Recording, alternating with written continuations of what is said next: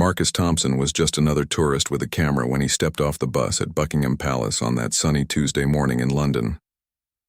The 28-year-old accountant from Ohio had saved for 2 years to take this dream vacation to Europe with his girlfriend Sarah.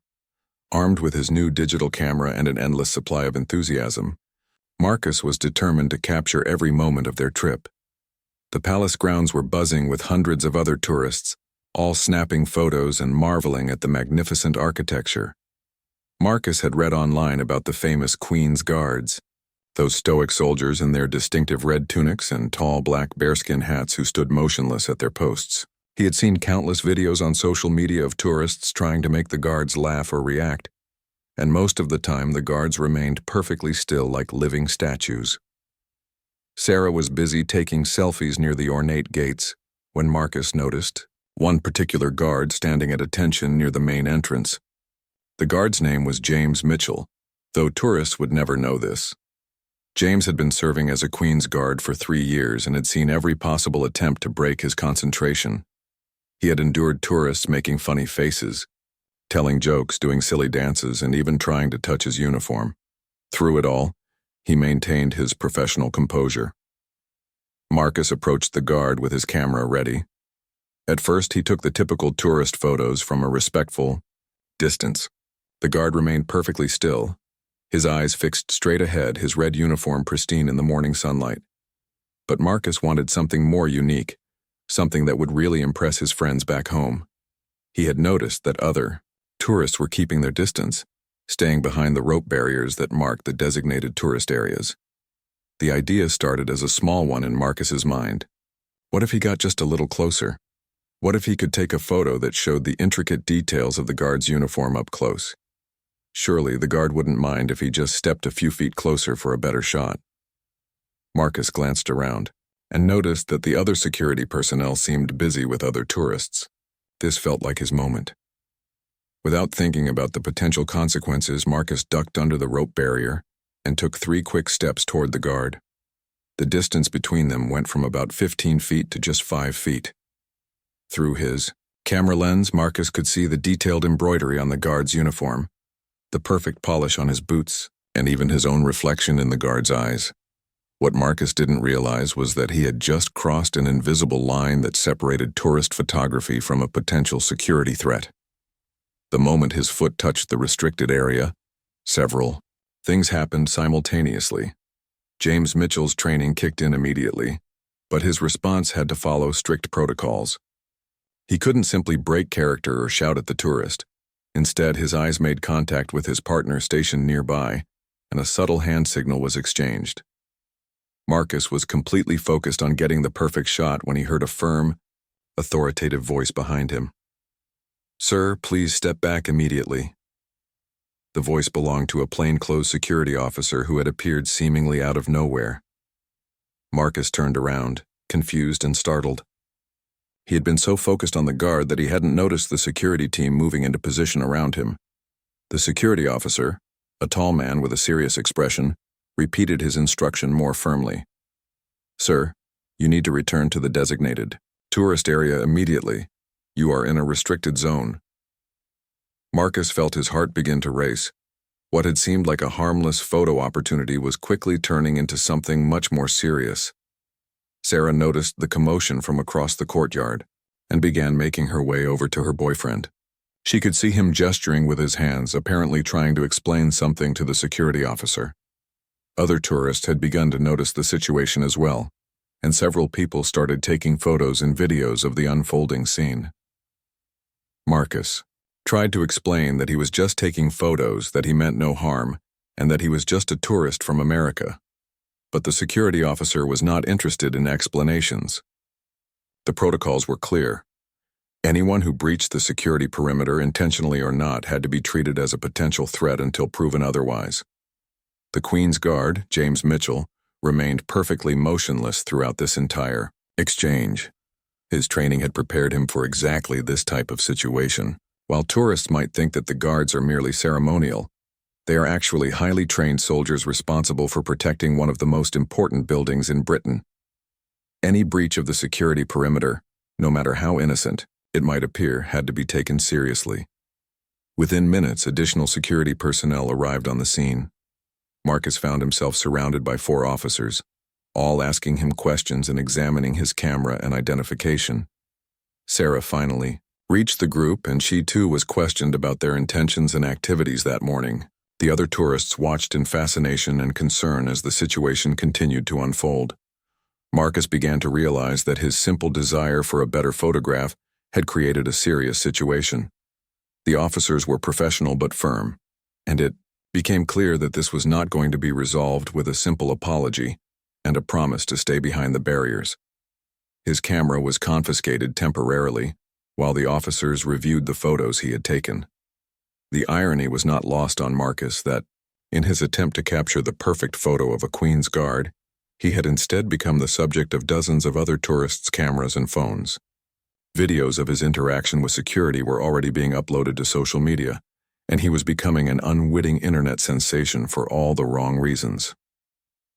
As the minutes ticked by, Marcus watched other tourists continue their visits, taking photos from the appropriate distance and enjoying their time at the palace. He wondered how something that had seemed so innocent could have escalated so quickly. The Queen's Guard remained at his post, still perfectly motionless, as if nothing had happened at all. Little did Marcus know that this was just the beginning of an experience that would teach him valuable lessons about respect, protocol, and the serious nature of royal security. His simple tourist mistake was about to become a much larger learning experience that he would never forget. The security team worked with military precision as they continued their assessment of Marcus Thompson. Lead security officer David Williams had been protecting royal premises for over 15 years and had seen every type of security breach imaginable. From genuine threats to innocent mistakes, he knew how to handle each situation appropriately while maintaining the dignity and safety of the royal grounds. Marcus stood nervously as Officer Williams examined his camera, scrolling through the dozens of photos he had taken that morning. Sarah remained close by, her own anxiety growing as she watched more security personnel arrive on the scene. What had started as a fun tourist outing was becoming increasingly serious with each passing minute. The Queen's Guard, James Mitchell, continued his duty with remarkable composure. Despite the commotion happening just feet away from his post, he maintained his rigid posture and unwavering gaze. This level of discipline was the result of months of intensive training at the British Army's training facilities. Every Queen's Guard undergoes rigorous preparation not just for ceremonial duties, but for real security situations exactly like this one. Officer Williams found the photos on Marcus's camera to be typical tourist shots. Pictures of the palace, facade, the gates, other tourists, and several shots of Queen's Guards from appropriate distances. However, the final few photos clearly showed Marcus's progression toward the restricted area and his unauthorized close-up shots of Guard Mitchell. These photos would serve as evidence of the security breach. Meanwhile, other tourists continued to gather around the scene, many of them recording videos on their phones. A teenage girl named Emma from Australia was live-streaming her palace visit on social media when she captured the entire incident. Her stream, which started with just a few dozen viewers, suddenly had hundreds of people watching as news of the confrontation spread across various platforms. The security protocols at Buckingham Palace are designed to handle multiple types of threats, from serious criminal activity to innocent tourist mistakes. Marcus's situation fell into a category that required careful evaluation. While his actions appeared innocent, the security team had to consider several factors: his nationality, his behavior patterns, the current threat level, and most importantly, whether this incident was truly accidental or potentially part of a larger plan. Sarah tried to explain to the officers that her boyfriend was just enthusiastic about photography and meant no disrespect. She showed them their hotel booking, their return flight tickets, and their planned itinerary for the rest of their London visit. Her cooperation helped establish their credentials as genuine tourists, but it didn't immediately resolve the security concerns. Back at his post, James Mitchell was experiencing something that most people would never understand. While appearing completely motionless and unaware, he was actually highly alert to everything happening around him. His peripheral vision allowed him to monitor the security situation, while his ears picked up every conversation. This dual awareness is a skill that takes considerable training to master. The crowd of onlookers continued to grow, and Officer Williams realized they needed to move the situation away from the public area. Too much attention could create additional security concerns and might encourage copycat behavior from other tourists. He made the decision to escort Marcus and Sarah to a private security office within the palace grounds for further questioning. As they walked toward the building, Marcus got his first real glimpse of the extensive security apparatus that protects the royal family. What tourists see is only the visible layer of protection. Behind the scenes, dozens of security personnel, advanced surveillance systems, and carefully planned protocols work together to ensure safety. His innocent photo attempt had triggered a response system that most visitors never see. Inside the security office, Marcus and Sarah were seated in a plain but comfortable room. Officer Williams was joined by his colleague, Officer Patricia Chen, who specialized in tourist-related incidents. The atmosphere was professional but not hostile. The officers understood that most security breaches involving tourists are accidental, but they had procedures to follow regardless of intent. Officer Chen began a more detailed interview with Marcus, asking about his background, his reason for visiting London, and specifically what motivated him to cross the security barrier. Marcus explained his passion for photography and his desire to capture detailed images of the famous Queen's Guards. He admitted that he had seen other tourists taking photos and assumed it would be acceptable to get closer. This response revealed a common misconception among visitors. Many tourists observe others taking photos from a distance and, incorrectly, assume that closer access is also permitted. The security barriers and designated tourist areas exist for important reasons, but these reasons aren't always obvious to casual observers. While the interview continued, the officers were also reviewing security footage from multiple cameras positioned around the palace grounds. These cameras had recorded Marcus's entire approach to the guard post, confirming that his actions appeared spontaneous rather than planned. The footage showed him initially taking photos from appropriate distances before making the impulsive decision to move closer. Sarah provided additional context about their relationship and travel plans, helping to establish their legitimacy as tourists. She also mentioned that Marcus had been excited about visiting London for months and had researched various tourist attractions extensively. This information supported their claim that the incident was an innocent mistake rather than something more sinister. The security team also checked Marcus's social media profiles and online presence. In today's digital age, this type of background check has become standard procedure for any security incident. Marcus's profiles showed typical tourist content, photos from various locations, posts about their travel plans, and interactions with friends and family about the trip. Meanwhile, outside the security office, James Mitchell had finally been relieved of his duty and replaced by another guard. After nearly 4 hours of standing at perfect attention, including, during the security incident, he was able to step away from his post. His first action was to report to his commanding officer about the incident and provide his perspective on the tourists' behavior. James's report was important because Queen's Guards are trained observers. Despite their apparent detachment, they notice everything happening around them. James confirmed that Marcus's approach appeared sudden and unplanned, that he showed no aggressive behavior, and that he seemed genuinely surprised when confronted by security.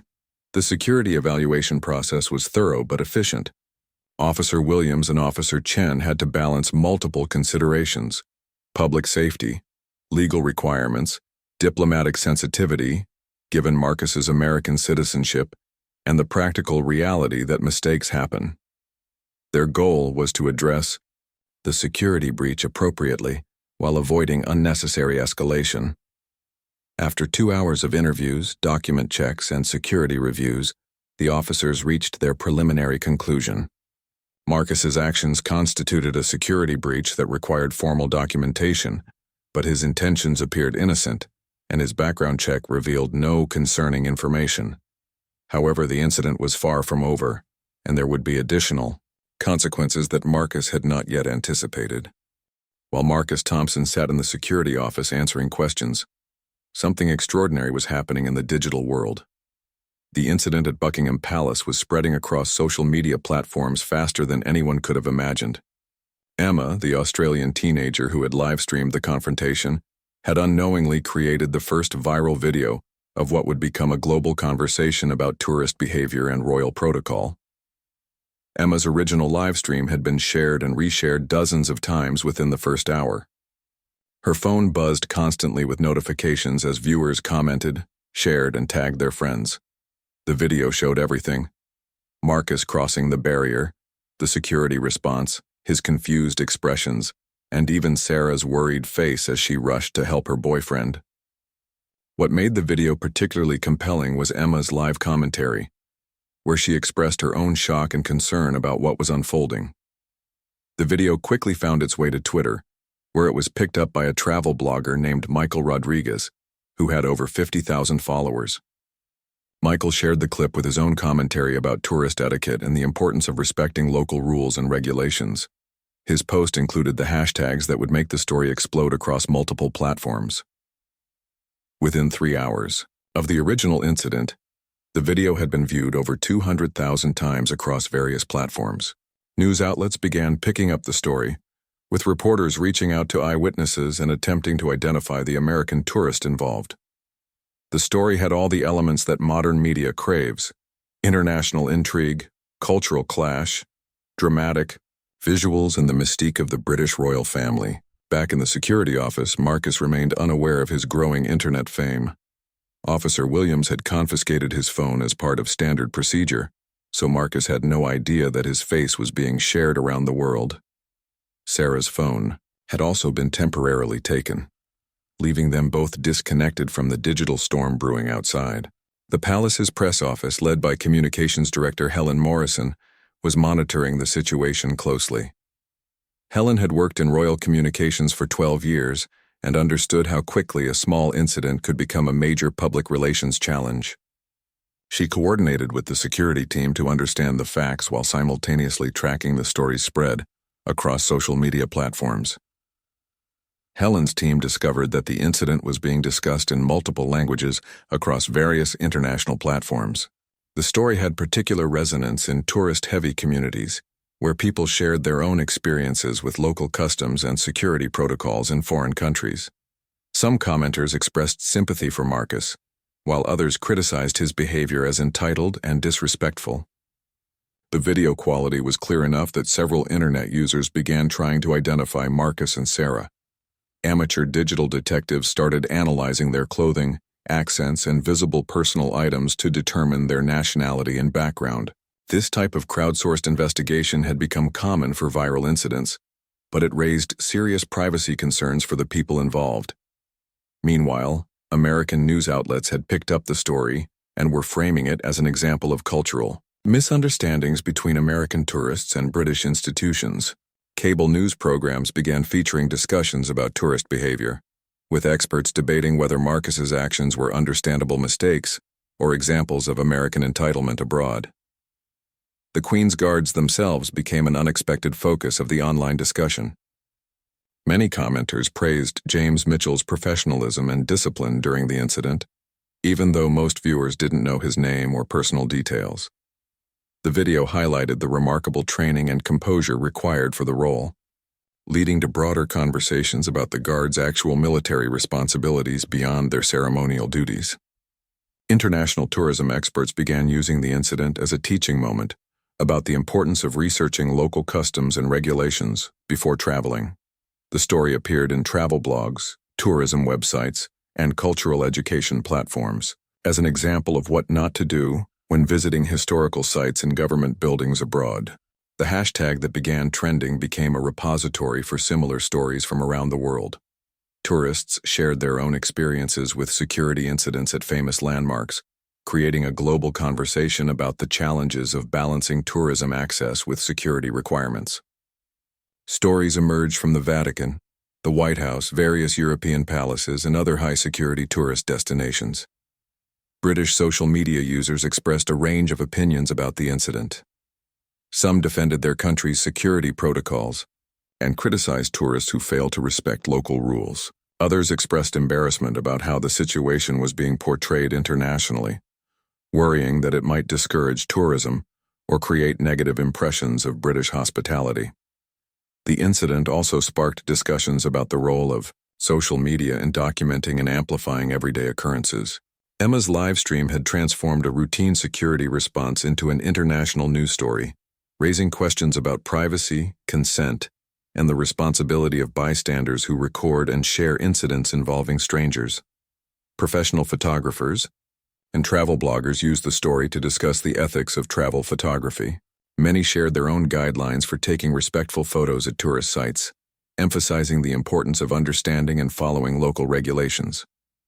The incident became a case study in photography communities about the balance between artistic expression and respectful behavior. Legal experts began weighing in on the potential consequences Marcus might face.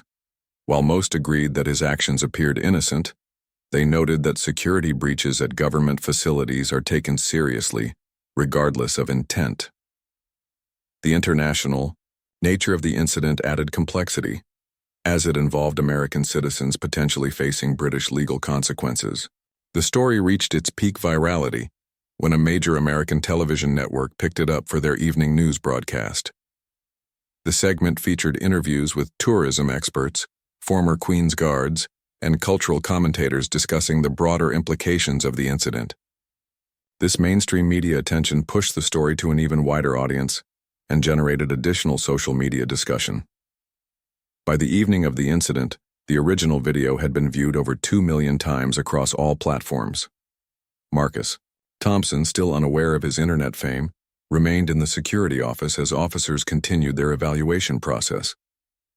The digital storm surrounding his moment of poor judgment would soon become a factor in determining his real-world consequences. The palace's communications team realized they needed to prepare a public statement about the incident. The level of media attention meant they couldn't simply handle it as a routine security matter. Helen Morrison began drafting a response that would address public curiosity while maintaining appropriate confidentiality about security procedures and respect for the individuals involved. As night fell in London, the story continued to spread globally, reaching audiences in different time zones and generating fresh waves of commentary and analysis. What had begun as a simple tourist's desire for a better photograph had evolved into a worldwide discussion about culture, respect, security, and the power of social media to transform ordinary moments into extraordinary public events. As evening approached, Officer Williams finally returned Marcus's phone, and the American tourist was completely unprepared for what he discovered. His device immediately exploded with notifications, hundreds of missed calls, thousands of text messages, and alerts from every social media platform he used. His inbox was flooded with messages from news reporters, his worried family back in Ohio, curious strangers, and even his employer asking about the situation. Sarah's phone revealed a similar digital chaos. Her social media accounts had been flooded with friend requests and messages from people around the world who had seen the viral video. Her Instagram followers had increased by over 3,000 people in just a few hours, most of them strangers who wanted to know more about the incident or share their own opinions about what had happened. The couple sat in stunned silence as they scrolled through the digital aftermath of their morning at the palace. Marcus discovered that his LinkedIn profile had been viewed hundreds of times by people from around the world, and someone had even identified his employer and contacted the accounting firm where he worked. The realization that his professional reputation might be affected by the incident added a new layer of anxiety to an already stressful situation. Officer Williams explained that while the immediate security assessment had concluded Marcus posed no threat, there were still formal procedures that needed to be completed. The incident would be documented in official security records, and there could be additional administrative consequences beyond the immediate detention and questioning. The palace's legal team had become involved due to the international media attention surrounding the incident. While Marcus's actions constituted a relatively minor security breach, the public nature of the situation meant that any resolution would be scrutinized by media outlets and social media users around the world. The legal implications had become more complex because of the viral nature of the story. Marcus's employer in Ohio had already called him twice, having been contacted by reporters asking about their employees' involvement in the Buckingham Palace incident. The accounting firm's managing partner was concerned about potential negative publicity affecting their business reputation. Marcus realized that his simple tourist mistake could have consequences for his career that extended far beyond his London vacation. The British authorities faced their own unique challenges in handling the situation. The incident had become a test case for how official institutions respond to social media-driven controversies. Any decision they made about Marcus's case would be analyzed and criticized by online commentators, making it important to balance appropriate consequences with proportional response to what was clearly an innocent mistake. Sarah discovered that her family's restaurant business back in Ohio was receiving negative online reviews from strangers who had somehow connected her to the incident. Internet users had traced her social media profiles back to her family's business and were expressing their disapproval of the couple's behavior by targeting the restaurant. This type of digital vigilantism had become common in viral incidents, but it was shocking for Sarah to see her family's livelihood affected by her boyfriend's moment of poor judgment. The couple was informed that they would need to remain available for additional questioning the following day. Their hotel had been contacted by multiple news organizations, and reporters were waiting in the lobby hoping to interview them about the incident. The management had offered to move them to a different location to protect their privacy, but leaving the hotel would mean facing the media attention directly. Marcus attempted to call his parents in Ohio, but the conversation was difficult and emotional. His mother was worried about his legal situation, while his father was angry about the potential impact on Marcus's career and reputation. The family had also been contacted by reporters, and Marcus's younger sister had been dealing with questions from classmates and social media harassment related to her brother's viral fame. The incident had created ripple effects that neither Marcus nor Sarah had anticipated. Their planned romantic vacation in London had been completely derailed, and they now faced the possibility of extended legal proceedings, damaged professional reputations, and ongoing media scrutiny. The simple desire to take a memorable photograph had created consequences that would affect multiple areas of their lives for months to come. Immigration officials also became involved in the case due to the security nature of the incident.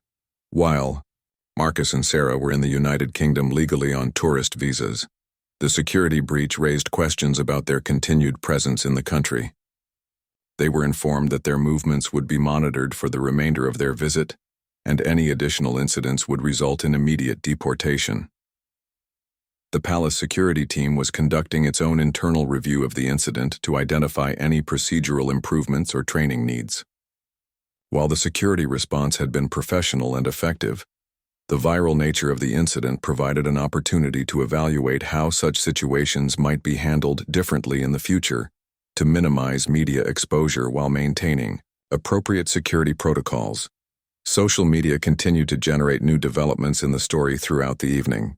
Internet users had identified Marcus and Sarah's identities, their hometown, their occupations, and even their social media histories going back several years. This digital detective work had created a comprehensive profile of their lives that was being shared and discussed by thousands of strangers online. The viral video had also inspired numerous parody videos and memes, with content creators around the world making humorous content based on the incident. While some of these videos were lighthearted, others were more critical and personally attacking, adding another layer of stress for Marcus and Sarah as they watched their mistake become a source of entertainment for millions of people. Local. London news stations sent reporters to interview other tourists at Buckingham Palace about their thoughts on appropriate tourist behavior and security protocols. These interviews generated additional coverage of the story and kept it in the news cycle for several more days, extending the period of public attention and scrutiny for everyone involved. The incident had become a case study in several academic and professional fields. Tourism management professors began using it as an example in their courses. Security professionals analyzed the response procedures, and social media researchers studied how the story spread and evolved across different platforms. As Marcus and Sarah prepared to spend their second night in London, they realized that their lives had been fundamentally changed by a single moment of poor judgment. The consequences of challenging a royal guard, even accidentally, had extended far beyond anything they could have imagined when they planned their dream vacation to Europe. The viral nature of the incident meant that their story would likely be preserved indefinitely in the digital record, affecting their personal and professional lives for years to come. They faced the difficult reality that their names would forever be associated with this embarrassing and stressful incident, regardless of how the legal proceedings ultimately resolved. The next morning brought a harsh new reality for Marcus Thompson and Sarah Wilson. They woke up in their relocated hotel room to discover that their story had made international headlines overnight. Major newspapers in the United States, United Kingdom, Canada, and Australia had picked up the story, with headlines ranging from sympathetic to severely critical of their behavior. Marcus received a call from his employer that changed everything. The accounting firm's senior partners had held an emergency meeting the previous evening to discuss the situation. While they acknowledged that Marcus had made an innocent mistake, the negative publicity surrounding the incident was already affecting their business. 3 clients had called expressing concerns about being associated with the firm, and the company's social media accounts were receiving harsh criticism. The firm's decision was swift and devastating. Marcus was placed on unpaid administrative leave pending the resolution of his legal situation in London. If he faced any criminal charges, or if the negative publicity continued, his employment would be terminated. The career that Marcus had worked years to build was now hanging in the balance because of a single moment of poor judgment during his vacation. Sarah's situation was equally troubling. Her family's restaurant had received dozens of 1-star reviews from strangers on various review platforms, significantly damaging their online reputation. The reviews mentioned the Buckingham Palace incident and criticized the family for raising someone who would disrespect British culture and security protocols. Her parents were devastated by the impact on their small business. The couple met with British immigration attorney Rebecca Harrison, who had been recommended by the American consulate. Attorney Harrison explained the serious nature of security breaches at royal properties even when they appear to be innocent mistakes. Under British law, Marcus could potentially face charges of trespassing on government property and interfering with security operations. The legal situation was complicated by the high-profile nature of the incident. Attorney Harrison explained that the Crown Prosecution Service would be under pressure to take appropriate action, especially given the international attention the case had received. A decision to dismiss the charges entirely might be seen as preferential treatment for foreign tourists, while excessive punishment could damage Britain's reputation as a welcoming destination for international visitors. Marcus learned that he could face a fine of up to £5,000 and potentially up to 6 months in prison, though the attorney assured him that imprisonment was highly unlikely for a first-time offense involving an American tourist. However, any criminal conviction would have serious consequences for his ability to travel internationally in the future and could affect his career prospects permanently. The viral nature of the incident had created additional complications that extended beyond the immediate legal concerns. The couple discovered that their personal information had been widely shared online, including their home address, workplace locations, and family members' contact information. They were receiving threatening messages from strangers who felt strongly about their perceived disrespect for British institutions. Sarah's younger brother, a high school student in Ohio, had been dealing with harassment from classmates who had seen the viral video. The incident had affected multiple generations of their families, with grandparents, aunts, uncles, and cousins all experiencing some level of scrutiny or criticism because of their connection to the couple. The American consulate provided support and guidance, but they explained that they could not interfere with the British legal process. Consular officer Jennifer Martinez helped connect Marcus and Sarah with appropriate legal representation and provided information about their rights, but she emphasized that they would need to face the consequences of their actions within the British legal system. Media requests continued to pour in from around the world. Television producers offered payment for exclusive interviews. Book publishers inquired about rights to their story, and documentary filmmakers expressed interest in following their legal proceedings. The couple's attorney advised them to decline all media requests until their legal situation was resolved, but the constant attention added to their stress and isolation.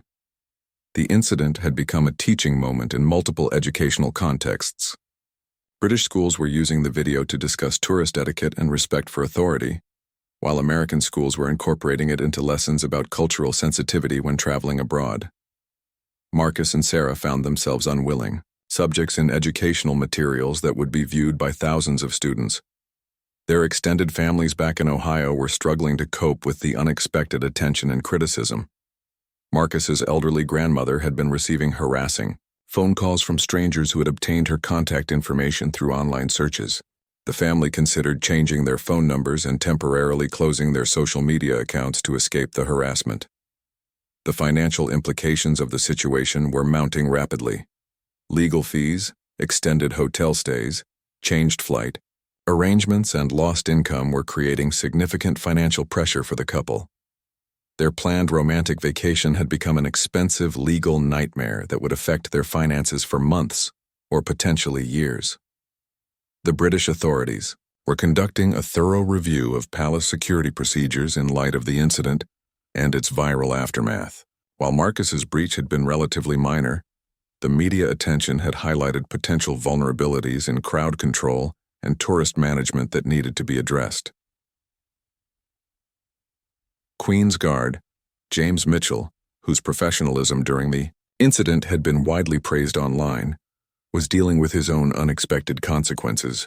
He had been contacted by media outlets requesting interviews about his experience, and his military superiors were evaluating whether the attention was appropriate for an active duty soldier in his position. The incident had sparked broader discussions about the balance between tourism accessibility and security requirements at historical sites around the world. Tourism boards, security professionals, and government officials in multiple countries were studying the case to improve their own protocols and visitor education programs. Social media platforms were grappling with their own challenges related to the incident. The viral spread of personal information about Marcus and Sarah raised questions about privacy protection and the responsibility of platforms to prevent harassment and doxing of private individuals who become unwilling public figures. As their third day in London began, Marcus and Sarah faced the reality that their legal proceedings could extend their stay in the country for weeks or even months.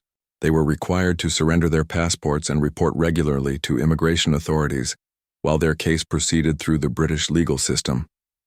The couple realized that regardless of the ultimate legal outcome, their lives had been permanently changed by the incident. Their names would forever be associated with the viral video, affecting their personal relationships, professional opportunities, and public reputations for years to come. The dream vacation that was supposed to strengthen their relationship had, instead, created enormous stress and uncertainty about their future together. They found themselves questioning not only Marcus's judgment in that moment at the palace, but also their ability to handle the intense pressure and consequences that had followed. 6 weeks after the incident at Buckingham Palace, Marcus Thompson stood in a London courtroom facing the consequences of his actions. The weeks of legal proceedings, media attention, and personal upheaval had fundamentally changed both him and Sarah Wilson. What began as an innocent tourist mistake had become a life-altering experience that would influence their decisions and perspectives for years to come. The final court session was surprisingly anticlimactic compared to the viral chaos that had preceded it. Magistrate Eleanor Hartwell reviewed the case with the measured professionalism that characterized the British legal system. She acknowledged that Marcus's actions constituted a clear security breach, but recognized that his intentions were not malicious and that he had cooperated fully with authorities throughout the investigation. The sentence reflected this balanced approach.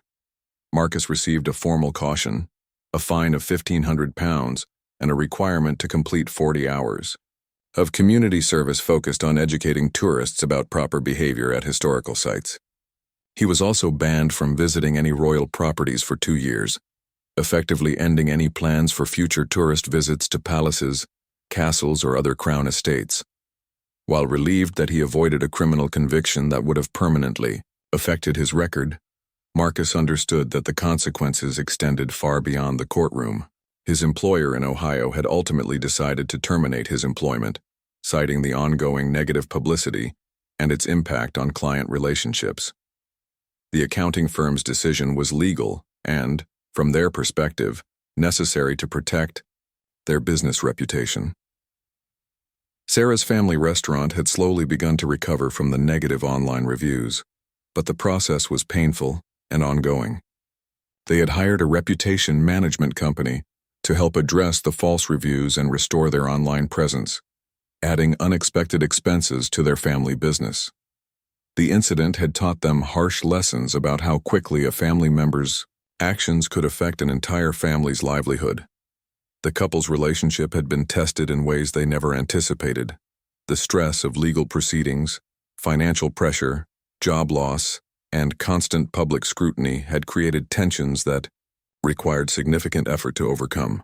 They spent considerable time in counseling, both individually and together, learning to process the trauma of becoming unwilling public figures and developing strategies for rebuilding their lives. Marcus eventually found new employment with a smaller accounting firm that was more understanding of his situation. However, his new salary was significantly lower than his previous position, and the incident continued to appear in background checks and internet searches of his name. He had to address the situation honestly in job interviews, using it as an opportunity to demonstrate personal growth and lessons learned.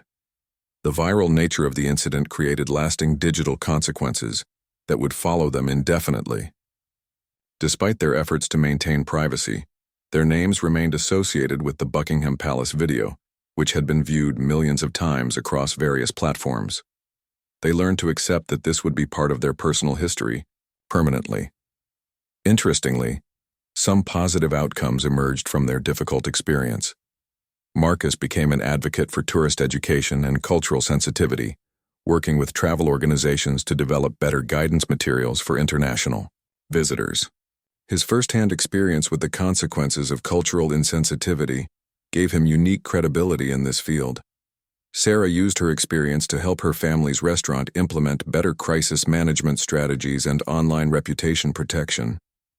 The incident had taught them valuable lessons about the importance of digital presence management for small businesses, knowledge that proved useful for other local business owners facing similar challenges.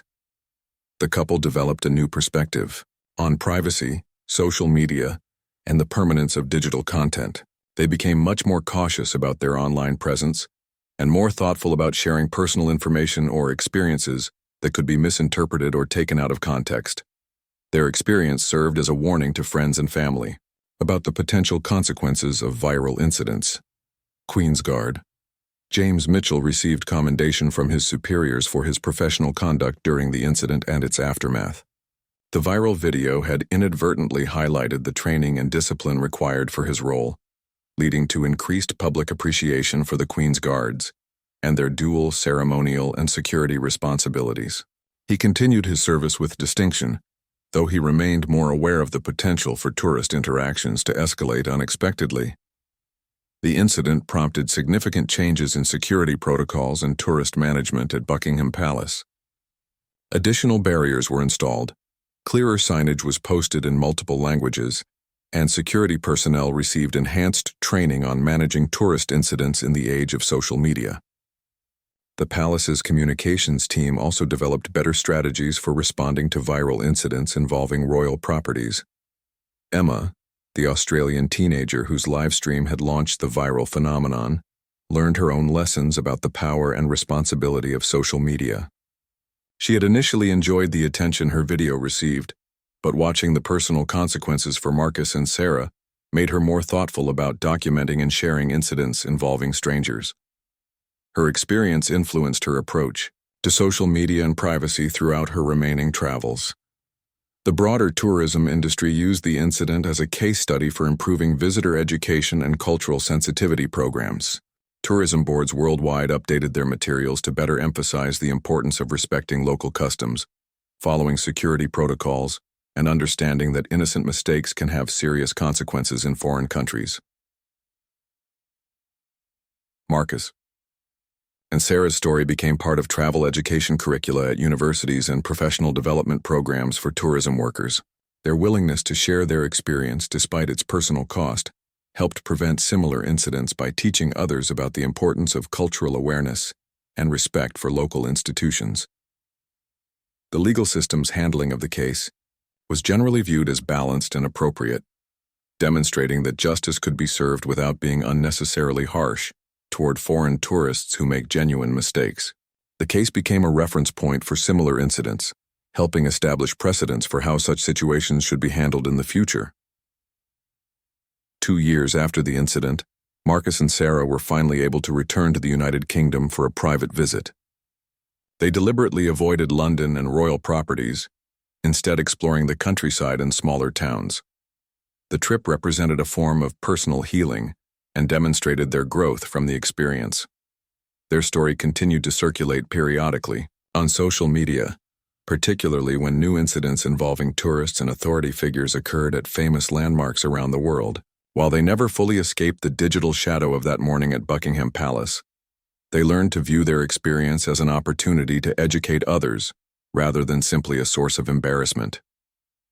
The incident ultimately strengthened their relationship, taught them valuable lessons about judgment and consequences, and gave them a unique perspective on privacy, digital culture, and the importance of cultural sensitivity.